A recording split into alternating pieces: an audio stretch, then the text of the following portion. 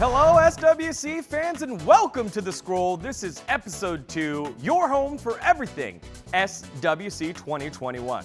I'm your host, Daniel dGon Gonzalez, and we just wrapped up day number 3 of the America's Cup preliminaries. We have punched 8 tickets to the America's Cup. Plus, we got to recap the biggest moments, the key takeaways, the key monsters, and take a look at the APAC regions, groups A and B. I've got Stoic and OnceInLuv. Y'all, how's it going? Doing great. We had an amazing tournament today. A lot of exciting matches, and I look forward to go over all of it. Yeah, we had some crazy upsets, things none of us could have even imagined, but very excited to go through them again. OnceInLuv, you've now gone through your first full preliminaries. It's almost like you've been doing this for years. How was your day on the broadcast? It was amazing. It flew by. The matches were exciting. I felt like the flow was really good, and it was enjoyable to watch so much creative gameplay. Yeah, it definitely was. And let's dive right on into it with the America's Cup preliminaries. The day 1 bracket had a lot of new faces on here. True Whale and Daniel Karaoke went head-to-head with True Whale, the highest rated player in the tournament. Shizzy and Justin went head-to-head. Shizzy 2-0. Zafarius versus Big V. That was a tough one, but Zafarius was able to pull that one out 2-1. And Faint Memory against JS. Faint Memory, one of the greatest minds of the game, according to OnceInLuv, was able to go 2-0 against JS. And then in the semifinals, I guess our first true upset, Shizzy taking care of business against True Whale. It was a great battle between those two, Shizzy punching his ticket first. And then in match number 2, Faint Memory wins a great best of 5 against Zafarius. Those were our first 2 winners in day number 1. So my question to you, OnceInLuv, is what were some of the biggest takeaways, or your single most biggest takeaway from day number 1? Easily has to be that Okeanos is probably the best first pick. Locking in that Okeanos is key in tournament play. Having either a really fast Swift one to deny turn 1 and reset a unit, possibly a stripper, possibly the immunity setup, or to have the violent high crit damage ones. Either way, worked very effectively for almost all of our contenders. I mean, definitely the draft has a lot to do with so many of these matches. I mean, we watch True Whale go into Shizzy, and Shizzy honestly just drafting a lot cleaner than True Whale, coming out on top with that one. There were some close matches involved, obviously going into a game 5, but then we're going back to even Faint Memory up against JS. Faint Memory just being so clean. Zafarius up against Big V as well. Zafarius just being an excellent drafter as well. And then having both of these incredible drafters obviously going into a game 5 matchup with Zafarius and Faint Memory. The draft is probably the most important thing, and it really sets the tone to all these matches. The draft was important not only in day 1, but day 2 as well, which we dubbed the Tournament of Champions, because we had 4 former America's Cup, or New York Cup in the case of Tiger, champions on this side of the bracket. It started with one of them falling, Dreams Joseph losing 1-2 against Michael Yan. Madreamd taking care of a preliminary perennial Topa V 2-0. Then Tiger, the New York champ 2017, losing to the 2020 America's Cup champ, J-Mac. And then Thompson, the 2019 America's Cup champ, taking care of business against Firas, which led to one of the most anticipated matches. J-Mac and Thompson, they went 3-1, but to Thompson, not to J-Mac. And then Madreamd taking care of business against Michael Yan with ease, a 3-0. And so 2 more players booking their ticket. Thompson, a familiar face. Madreamd, not as much so on the America's Cup stage. Stoic, what was your big takeaway from day number 2? Madreamd versus Michael Yan. I mean, this is exactly what homework is being described right now. Madreamd does his homework, and he knew exactly who he was playing up against here. Madreamd answered appropriately, and it was exactly what happened. We got a 3-0 because honestly, you did your homework and you get results from it, and Madreamd got a 100.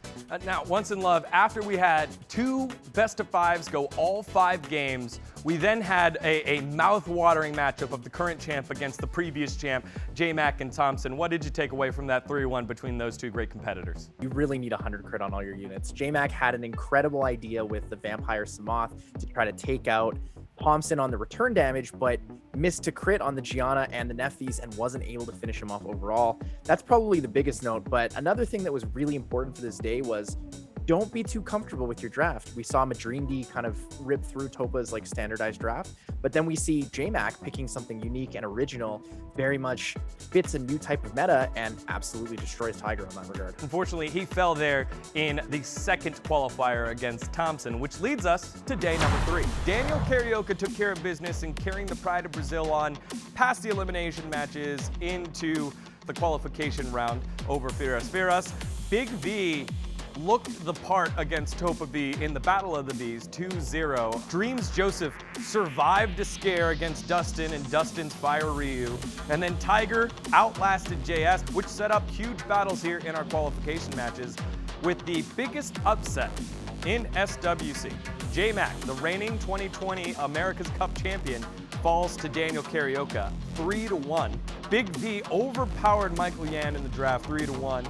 And then Zephyrius taking down Dreams Joseph to force Dreams Joseph to miss his first ever America's Cup that he didn't participate in. And then True Whale, again, it was always going to be a tough one for the 2017 New York champ to go up against True Whale. True Whale moving on through. So it's Daniel Carioca, Big V, Zephyrius, and True Whale. What were some of the biggest surprises and takeaways from this day number 3 as we clarified the field for the America's Cup? I got to give it to Big V. Big V absolutely came out on his A game, did his homework, pulled up a whole new draft we didn't see before. Day 1, no Nikki at all. Day 2, Nikki absolutely obliterated every opponent he came across.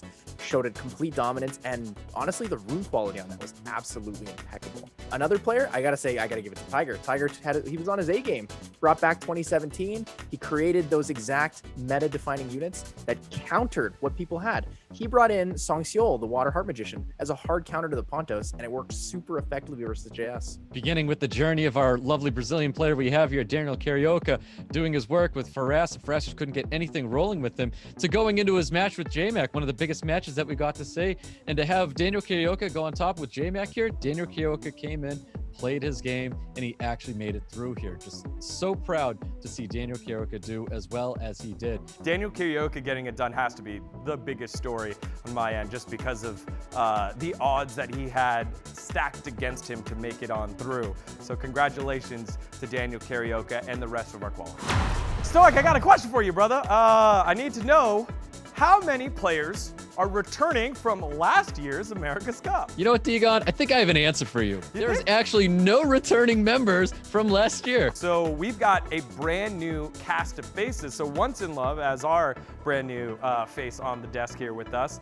Who stands out for you as those 8 that qualified? I got to give it to Big V. Big V, out of nowhere, one of these players that not everyone knows about, just came in and he lost day 1, didn't really have it, got kind of cleaned a little bit, came back with a vengeance on day 3 and just swept the whole bracket away. I'm going to have to settle with Madreamdy. Madreamdy came in and he qualified on day 1. He has excellent drafting and he's a very clean player. For being a new face into America's Cup, never had a showing before in any of the previous cups. Madreamdy's coming in here like a very strong competitor, being able to qualify on day 1 and draft the way he does with that honestly like comfortable feeling being out there in a SWC tournament. It's like his place and he is ready for the final. All right, so we'll turn our attention to one of the other major regions that get 4 seeds. It's the APAC region. 4Baby defeated Charmy 2-0. Jack defeated Lucky God 2-0. Song defeated MDBB 2-1. Second Baby defeated Quan 2-0.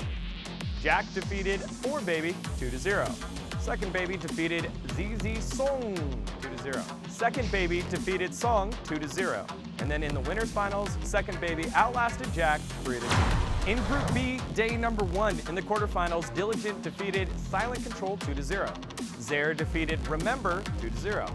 Crumbs defeated Ice Coyote 2-1. Hong KFC, the best name in the game, defeated Baby Darkness 2-0. In the semifinals, Diligent defeated Zare 2-0. Hong defeated Crumbs 2-1. In the winners finals, Diligent advanced to the Asia Pacific Cup 3-1 over Hong KFC. For Group A, day number 2 in the elimination matches, MDBB knocked out Charmy 2-1. Quan defeated Lucky God 2-0. 4Baby knocked out MDBB 2-1. Then Quan won 2-1 over Song.